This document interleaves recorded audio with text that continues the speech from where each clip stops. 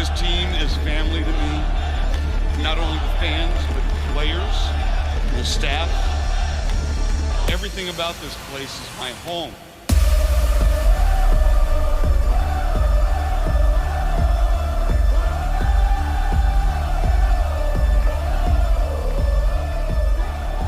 Hello and welcome to the club. I'm your host Mars, and this is episode 7 of the Upper 90 Club, a roundtable podcast where 5 friends discuss the Columbus Crew. On today's show, we discuss crew personnel changes, MLS Cup tournament results, and the USMNT now under 3 weeks until the World Cup. With me in the club, I have Ben, Mort, Trey, and Haas. Say hi, guys. Hey, Mark. Hi, guys. We're recording on November 1st. I don't know about you guys, but my kids are red hot off a candy-fueled fever dream. What was the craziest thing you saw last night, Ben? Oh, there was a little boy in front of me dressed in a purge mask that turned around suddenly, didn't know who he was, and he said, "Hey, mister, what's 6 plus 9?" And I was like, 15. He goes, "Nope, 69. How old was he? Oh, I don't know. Kids are our future. So, Mort, what about you? I don't know. We had the usual neighbors handing us some fireballs to the adults, but the craziest thing was we had this guy walking around on stilts. I guess he was some kind of stilt spirit animal or cosplay from some kind of, I think it's from the Dark Crystal. Crazy stuff. yeah, try hard. What about you, Trey? Just about 1,000 little munchkins trying to bite your ankles. And what about you, By Haas? tranquils. I saw 4 full-size deer trotting through a neighborhood while little kids were out trick-or-treating. Costumes or no costumes? Yeah. Yes. I mean, were they real? Like, were they? Yes. Did you cheer the deer on as they were going for the kids? A big buck and it was wild. Just like Well, yeah, they're wild. full sprint through a neighborhood while little kids are out trick-or-treating. We have this house on our street, and they had it's actually scarier when I was driving by all week, but they have a swing hanging from one of their trees that they installed just for this with one of those wood planks and just like a girl sitting on it.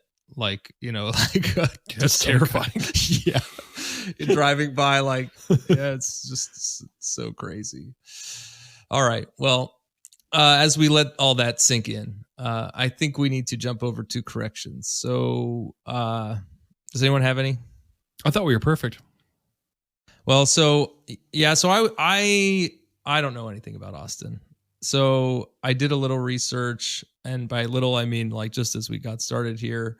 And Investopedia.com tells me that Austin is the second largest oil town in Texas. So if I had to, last week I said that it was because they were a liberal city and they didn't do oil, and that's why they didn't call the Dallas Austin matchup the El Texico, but it's probably just because they just didn't call it that because They're not as smart as us. Yeah, or not as clever.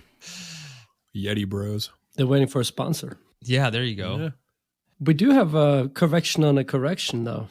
Special and what was teams that? is clearly Oh, yeah. a thing. Yeah, Yeah, who we said saw that, that. again? I can't remember who it was. I thought you said it was I think it 12. was...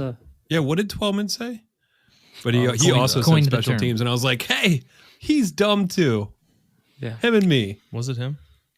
Yes, yeah, it was. it was 12. He said that Bale Okay. is just like special teams. Anyway, we should A talk man about who that. has later. 2 goals, hasn't played in a long time. Yeah, we'll get into all that later. I do want to get a quick rundown of all the personnel moves that we saw come through in the last week or week and a half.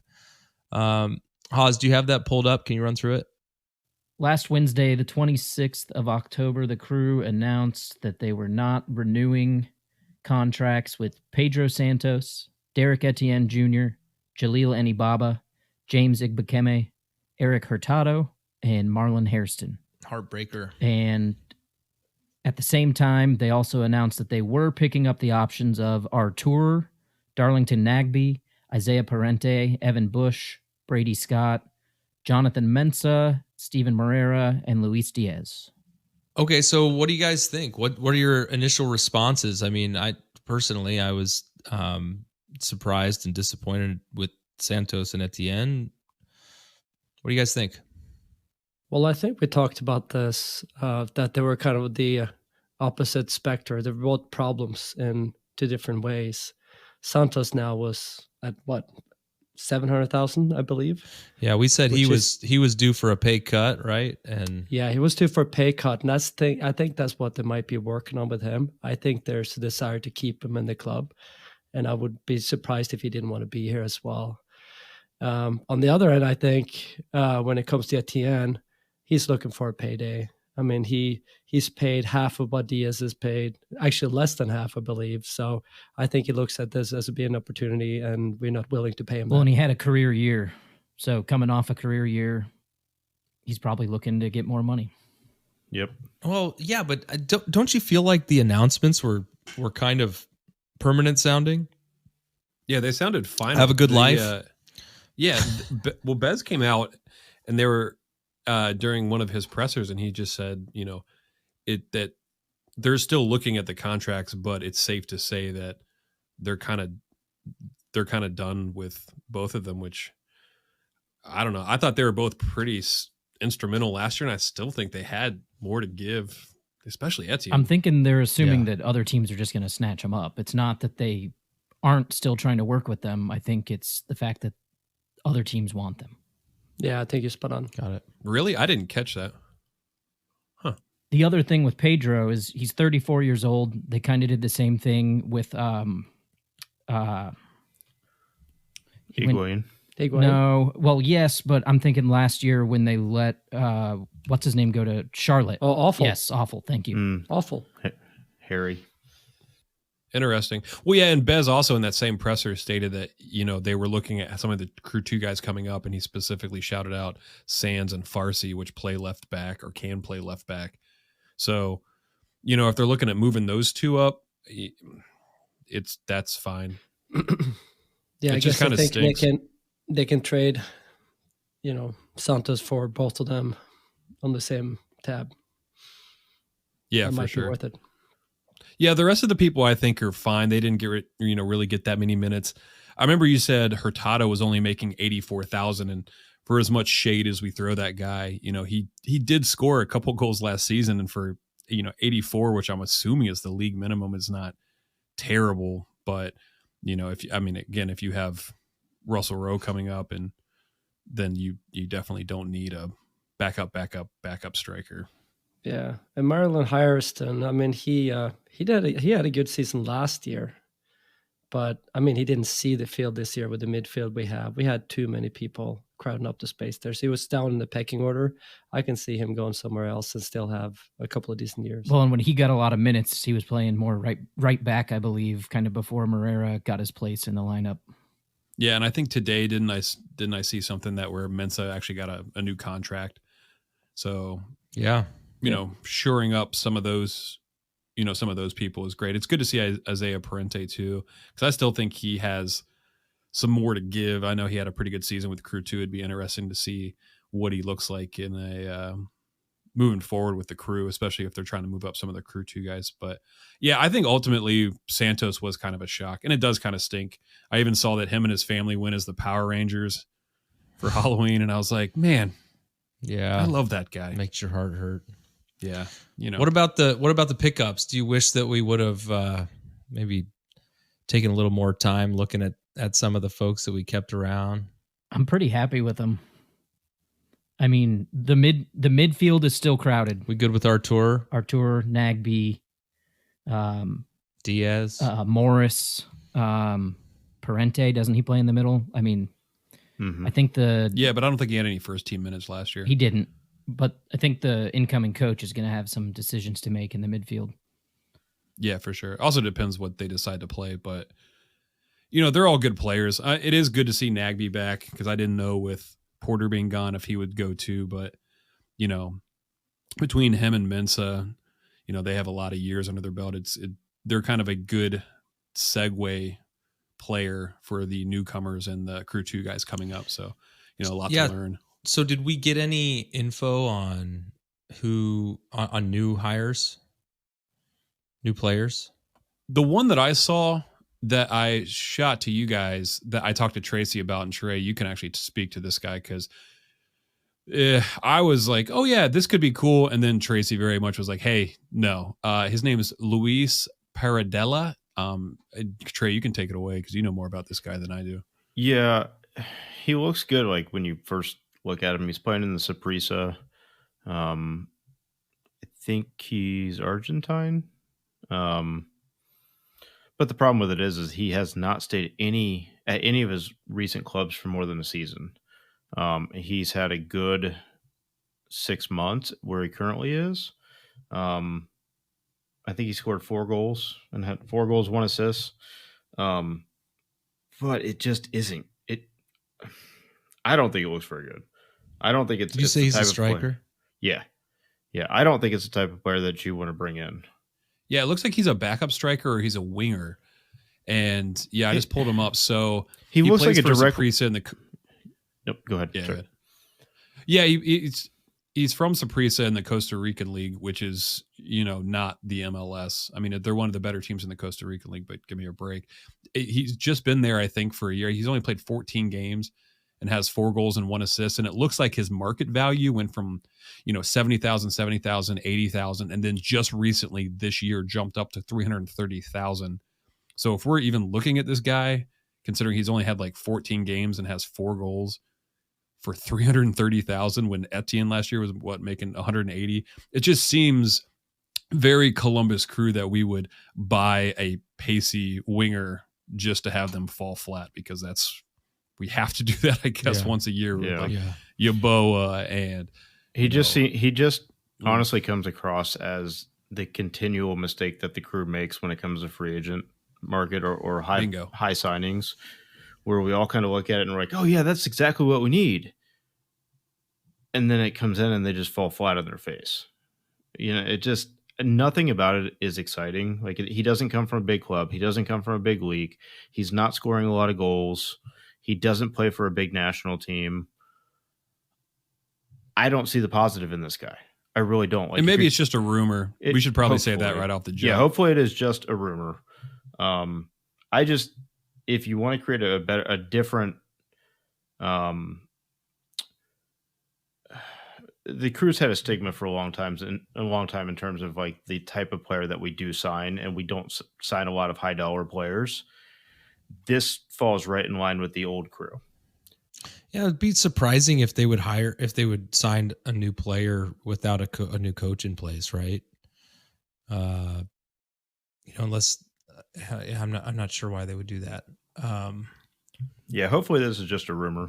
Speaking of rumors and Saprissa and Costa Rican League, I saw one today saying that Luis Diaz wants to go back to the Costa Rican League.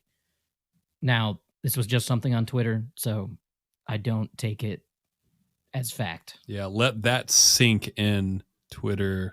Luis Diaz nailed it. And then Ben, you mentioned Crew 2 guys getting some more action on the first team. Yeah, that's what Bez had called it out. That's the only reason why I brought it up, because I was worried that wasn't going to happen, that we were going to hire a new coach and then the coach was going to go through and, hire his crew, or, the people that he normally likes, kind of like, wherever Porter goes, Nagby goes. So if we get a coach that, really likes, somebody, that he would, hire his own people in. But Bez made it very clear that, there were 4 or 5 people, and he even named, I think, Zawarski too, that we were looking at bringing them up and, paying them more and having them play, which is, to me, great. Awesome. Wonderful. Yeah, I'm on board.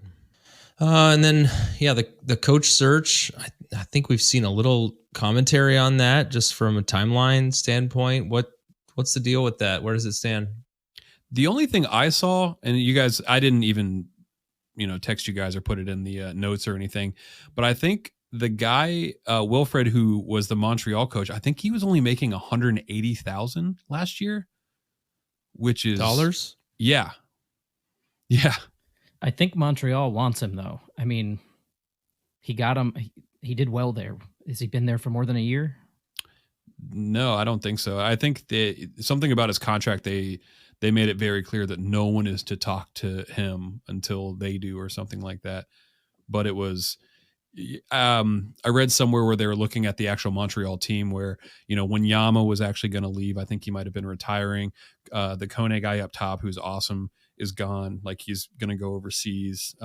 Jordy's gone. So the team is, their spine is going to get gutted. So he's not going to have the team he had. It's more like a rebuilding year for Montreal. And is that something he wants to do? Again, if the money's there, I guess it makes sense. But, the Crew seem a lot more enticing as far as, player and I don't know. And in regards to the coach search in general, I saw Bez say he's done a first round of interviews.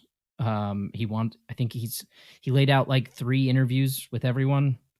The first one's them as a person. The second one's their coaching style. And the third one's where they think they're going to take the team, something along those lines.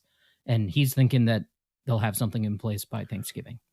Would you guys be excited to see a former national team retread type thing, like a Eric Winalda or Frankie? My favorite person. No, Frankie can't coach. Love you, Frankie, but no. But Winalda or Landon Donovan or something along that lines. Honestly, I really don't care who you put in there as long as they can play some good ball and win some games. Yeah, I mean, it's interesting with Chirundolo at LAFC, and then you got Josh Wolf at Austin, Greg with the national team. I'd be curious to see if it was something they look into. Yeah, but I think Josh Wolf had kind of gone in the school. He gone the steps. He's gone from practicing or training kids pretty much all the way up to learning that. So I think that's well, I mean, Winalda's at. I don't think he's at Las Vegas anymore. Maybe he is at Las Vegas. He was but Landon, I think, is at San Jose, or one of the Southern California clubs. Winalda had a good season last year, I believe. Wasn't he doing really well? Yeah. So I mean, so they're they've definitely got pedigree and track record, and it could be something that'd be interesting, and bring a little cachet with the name. I like it. Yep. All right. Well, we'll keep an eye on that. Maybe we'll hear something this month. For now, we'll be right trap. Everyone always asks me, Ben, what's a Discord? What's a Discord deck? Well, good news, everybody. We sit down with Kyle and Travis next week, and we discuss all these questions, and they provide all those answers. See you next week, and go Crew. And we're back. So we want to get into the MLS Cup playoff games. There were 2, LAFC and Austin, and later there was Philly and New York City FC. Haas, can you run us through the score lines? Then we'll jump into reactions. Yeah, so first was the Austin at LAFC game, and LAFC won 3-0 in the 29th minute. Arango scored for LAFC, assisted by Carlos Vela. In the 62nd minute, there was an own goal by Maximiliano Urruti, who came into the game 1 minute before that. And it was the best first touch. Oh, beautiful. And in the 81st minute, Apoku scored. It was just kind of an awkward play how the ball ended up at his feet. So, assisted by Fagundes, also of Austin.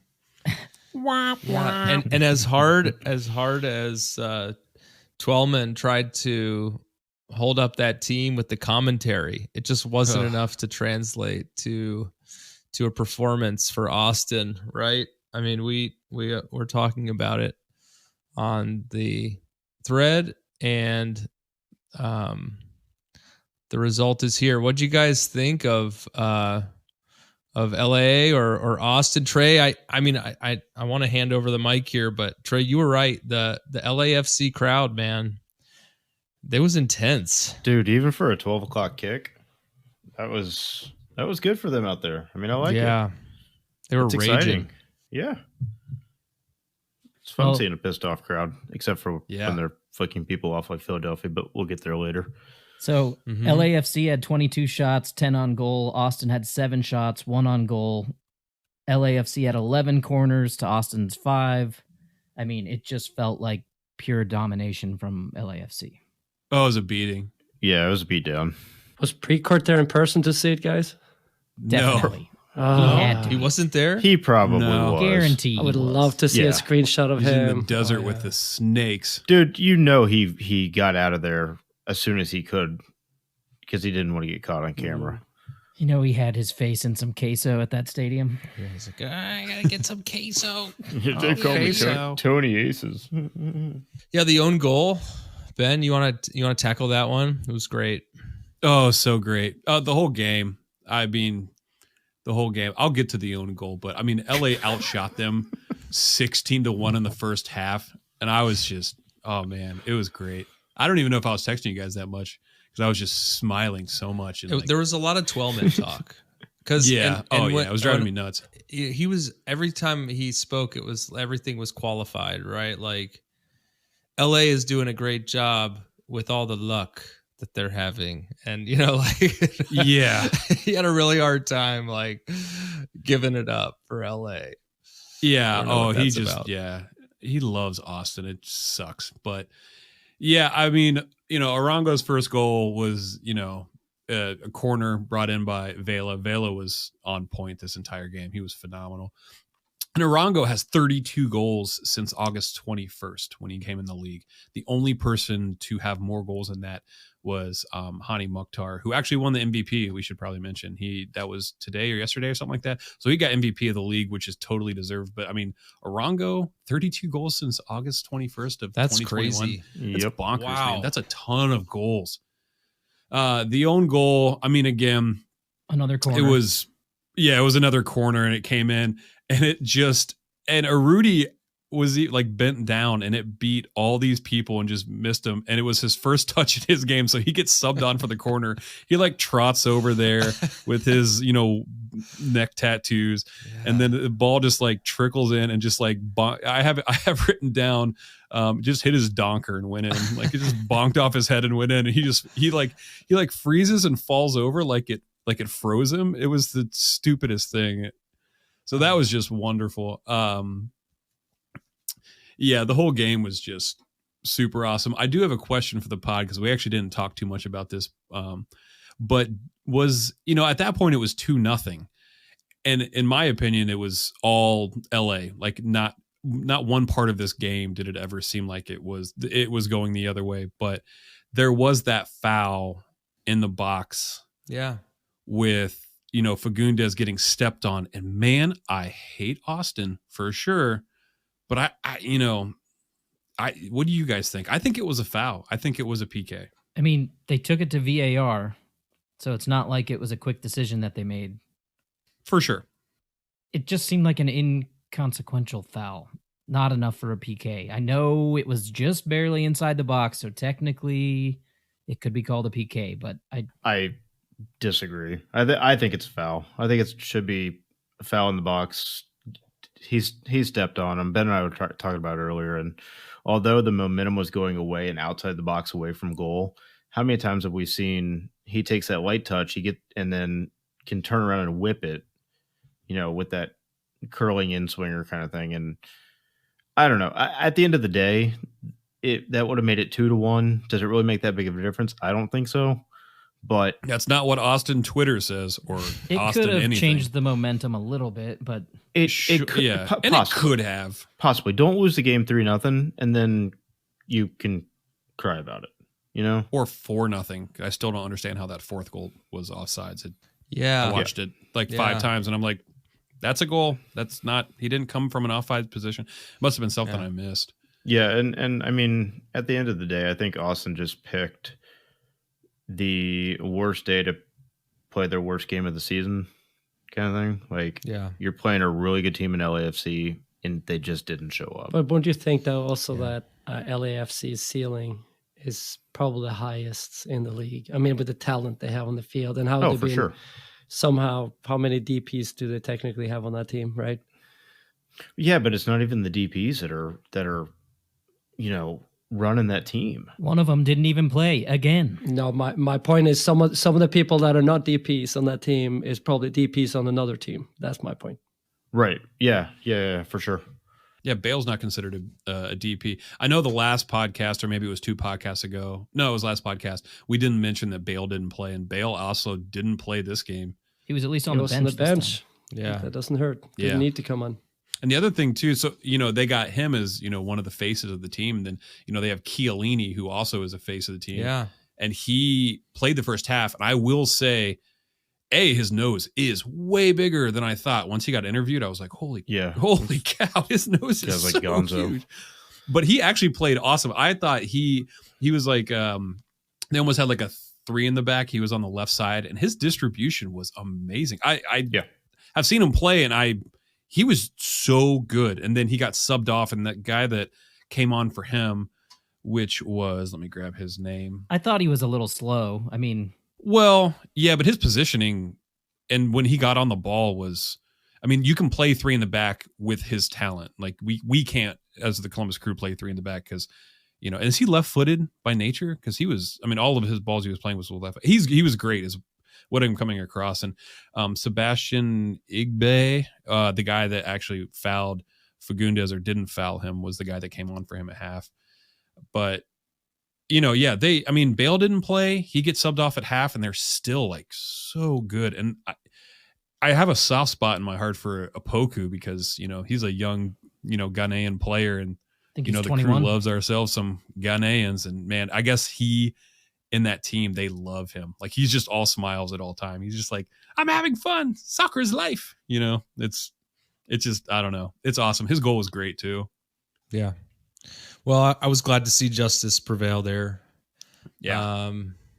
We can all rest easy that we don't have to watch Austin play again. What about New York, Philly? What do you guys think? So yeah, later that night, New York City FC played in Philadelphia. They lost 1-3. They went up in the 57th minute with a Maxi Morales goal. Which was a great sequence of play from NYCFC if you go back and watch it. Yeah, it was. 65th minute, Carranza ties it 1-1 off of a quick free kick that Philly kind of snuck in as NYCFC had just made a sub. 67th minute, Gazdag scores to go up 2-1, and the 76th minute, Corey Burke puts it away 3-1. Yeah, this game was actually a lot of fun to watch. The first half was kind of boring. It was good, but Philly was kind of doing what Philly does to teams and stifling them, not letting them do much. And then you had Morales score the goal, and then Philly came back and just punched him in the mouth in the 65th, 67, and 76. So, I literally turned around and was like, what the hell just happened? Right after that Maxi Morales goal in the 57th minute, NYCFC had another great shot, which was a huge save by Blake in the 59th minute. Yeah. I think he came out and was yelling at teammates as well to get their heads in the game, but was using language that was... Yeah, but with more cuss words. If that goes in, it's a very different game. Yeah. I think I said during that game that Johnson is not going on the play at the guitar. He did not have a great game. And I also want to give a shout out to my fellow Norwegian, Glesnes, that was the defender of the year, that had that through ball on that goal, which, by the way, was a quick free kick taken after like a minute break. Yes. And how that can happen, they had a subs. I think was it an injury, and it was a stop and play. It was Keaton Parks came in. Yeah, it was a stop and play for over a minute, and then they took a free kick nobody was ready for. He runs on the field and they all just like stand there, and you hear the whistle blow as he's kind of like turning around, getting into position. And then all of a sudden the camera like barely keeps up with it. Yeah. TV coverage didn't even catch it.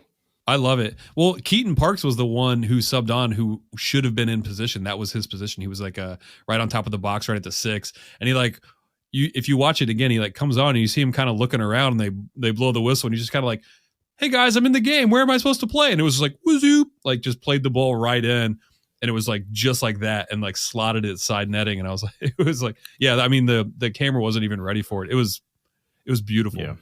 Good game. And then 2 minutes after that was, Gazdag doing Gazdag things. And City was knocking the ball around. They looked like they had pretty good control of the game up until that point, right? You see the possession. And after that, they couldn't muster comeback. They had nothing. Again, NYCFC 65% of possession, 580 passes to Philly's 309 passes. Wow. Yep. That second goal, the pass, the cross into the box and Carranza to see Gazdag making the late run, the header down was just perfect. Yeah. But isn't Johnson very passive on that goal? It looks like he goes down to his knees. Yeah, he goes down to his knees and do something weird. Looks like he didn't even I'm not going to save this. Yeah, I mean, it kind of looked like he was like, please don't kill me. Like, please don't kick this at my head. Then the Corey Burke goal in the 76th minute, I think he went by 4 defenders. I mean, it was kind of crazy how that was a fantastic run. Crazy how the ball got back to him. Like, he didn't earn that. It just happened. But hey, 4 defenders he broke past. As Mort said, you earn your own luck. That's for sure. I mean, that run was unbelievable. That was kind of like a Holland kind of run and powerful step going forward there. That was fun to watch. Yeah, Mort just said Holland is Corey Burke, like Burke's next Holland. So. All right, guys, podcast over. See you. Bye. So did you guys see the fans in Philly and even New York fans? I mean, it was pretty animated. Yeah, it was a TV production's nightmare, right? You try to get some fan shots in there, and every time you saw the fans, they were like flipping people off, just being rambunctious, and they lived up to their Philly fan reputation. So they made their city proud. Excited for the World Series the next day. The Eagles are killing it right now. Yeah. They're all pumped in Philly. We're ready for the World Cup of the MLS. Was the news broadcast that said Philadelphia Union have made the MLS World Cup. There we go. Stop doing that. Who is in charge? There's nothing angrier than a happy Philly fan.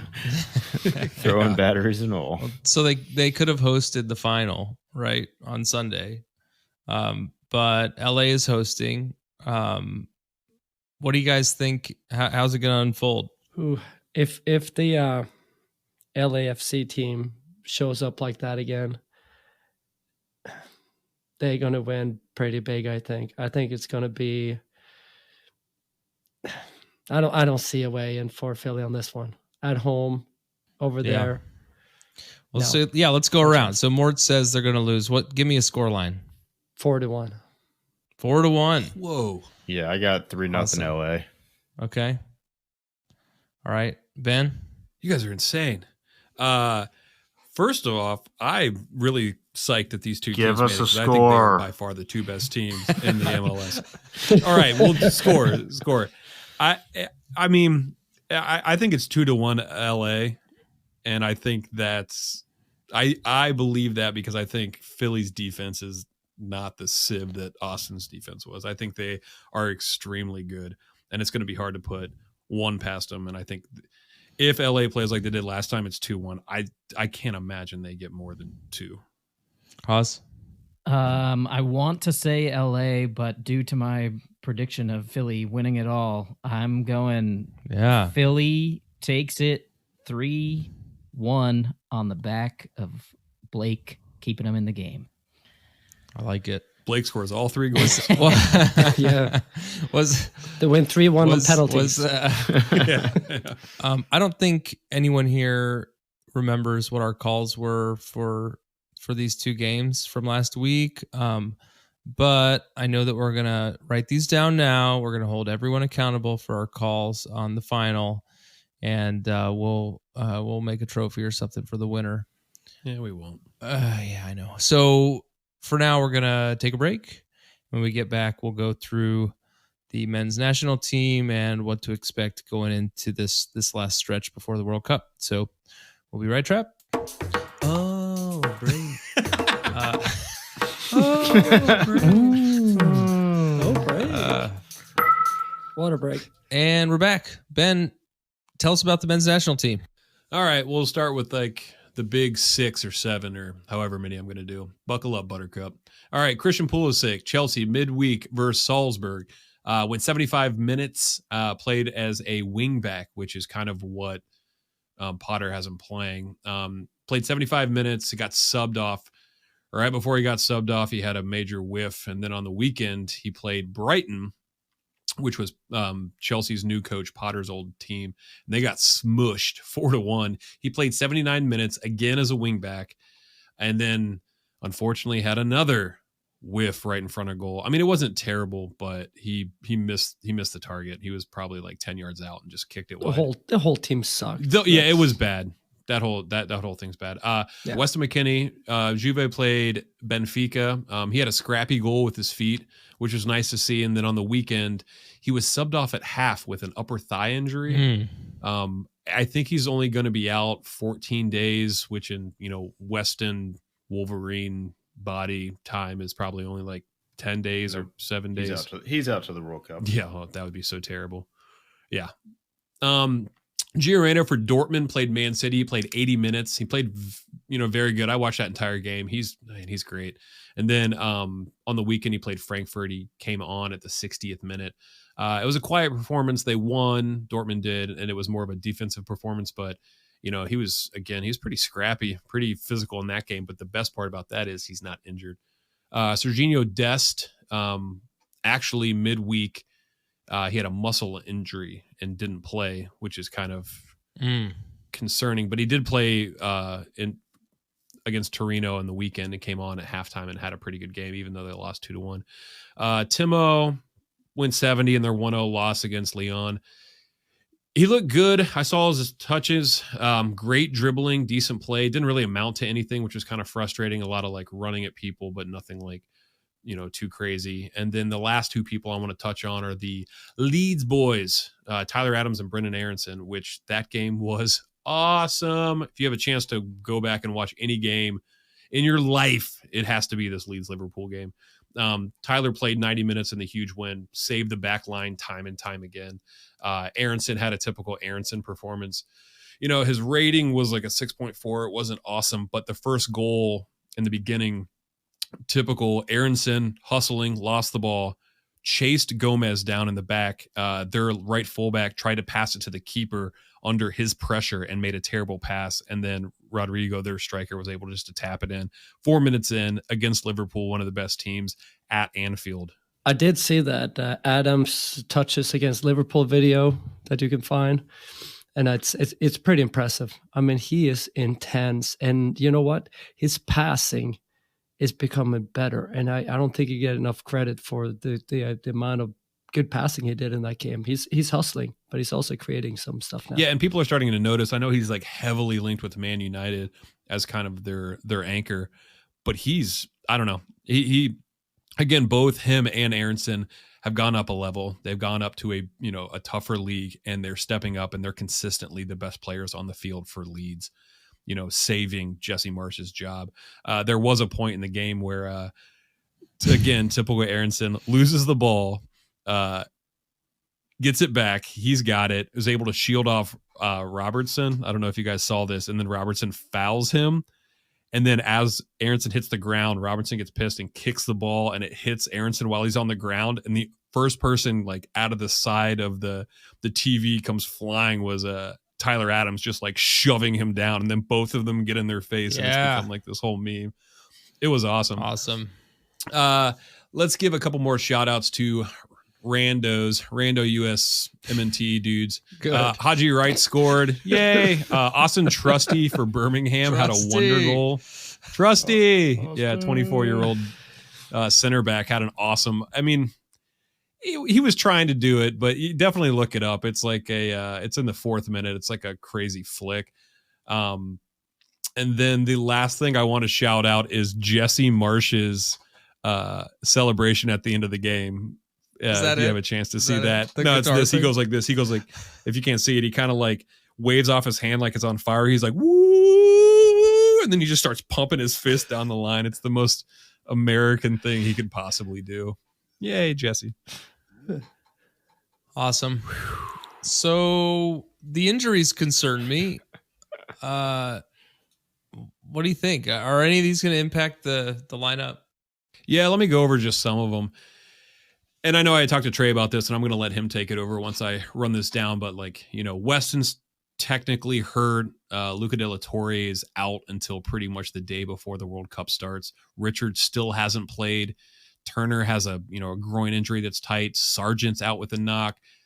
Dest has a knock. I just found out today that CCV, Cameron Carter-Vickers, which is another center back, is out with a knock. So they don't seem too terrible, but I'm going to let tinfoil hat Tracy take it from here. Yeah, no, I'm not worried. I mean, people are going to pick up knocks. I think when you get this close to a major tournament, especially the World Cup, players aren't going to be rushed back. There's communication between the national teams and the club teams. And if it's one of those things where it's like, well, we could get him back, and it's like the players are just not going to risk it if they have any kind of flex. I think one of the biggest ones that has been talked about recently is Memphis. Yeah. I'm not concerned at all. August 9th, I believe, is the roster drop for the World Cup US. August 9th. August 9th. Like, August yeah, 9th. 2020. Look out.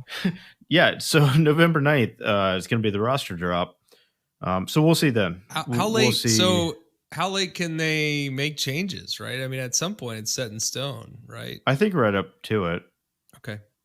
Yeah. All right. Yeah, I think roster drop is just... Yeah, I think they have reserve. They probably have reserve list. Right. And it's a 26-man initial roster as well, so that gives even more flexibility for people way down Ben Trevor's depth chart.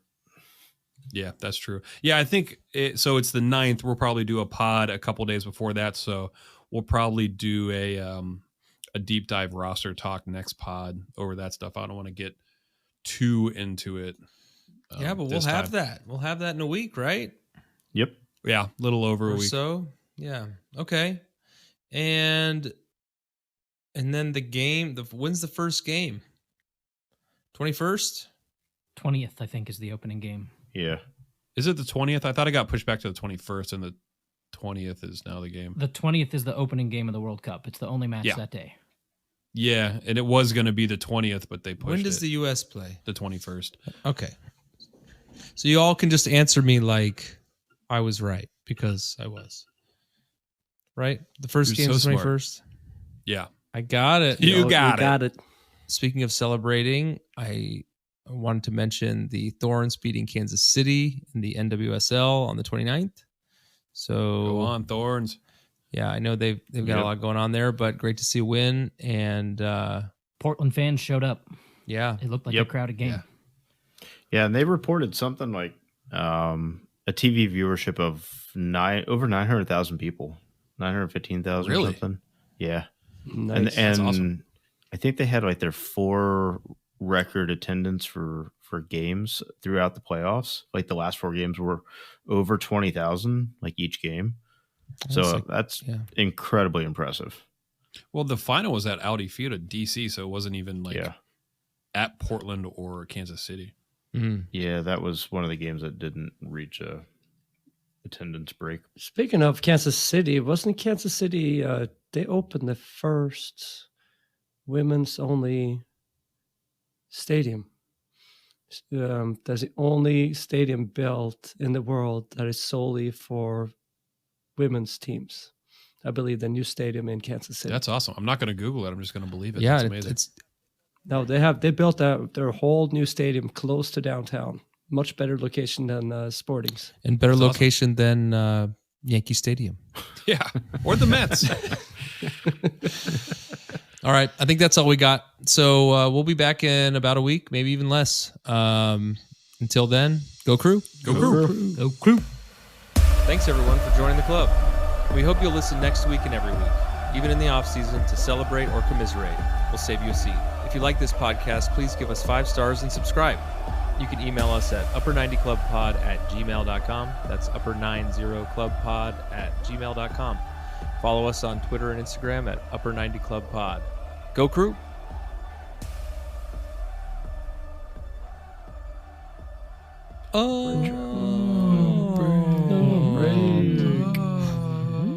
This is like not a thing. Like, why is this a thing?